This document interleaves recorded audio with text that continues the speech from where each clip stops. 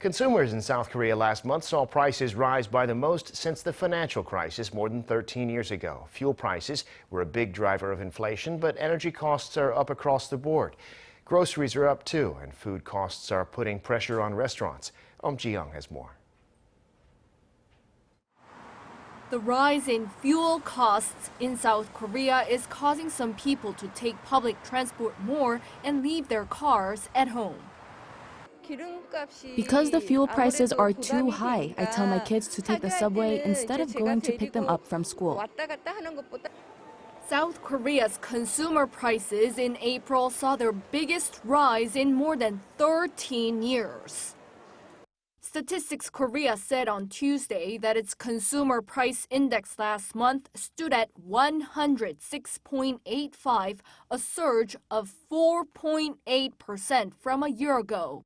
This is the biggest on-year increase since October 2008 during the global financial crisis and is well above the government's inflation target of 2%.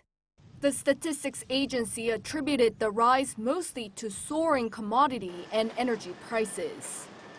The rise of 4.8% in April's consumer prices has been driven by the continued sharp rise in industrial goods, including petroleum goods and processed goods, as well as a rise in the price of services. Electricity, gas and water charges have also grown further. Amid the soaring global oil prices, largely due to the war in Ukraine, consumers have seen higher prices at the pumps in April. On average, prices of petroleum products surged by more than 34% on year. To reduce the burden on drivers, the government has extended the temporary fuel tax cut by a record 30%. We've swiftly revised the law to ease the burden of high oil prices. The revisions were implemented on May 1st. We will do our best to cooperate with related industries so that the 30% tax cut can be quickly reflected in the prices. Aside from fuel, consumers saw high bills last month, with electricity prices rising by 11%. Major items on people's grocery shopping lists have also gotten more expensive, including imported beef, up nearly 29% on year. With rising food prices, many people who run restaurants are worried about their livelihoods. I'm having a hard time because most food prices have gone up, some by as much as 80%. The situation is dragging on and it's been quite hard mentally. I'm really worried it'll never end.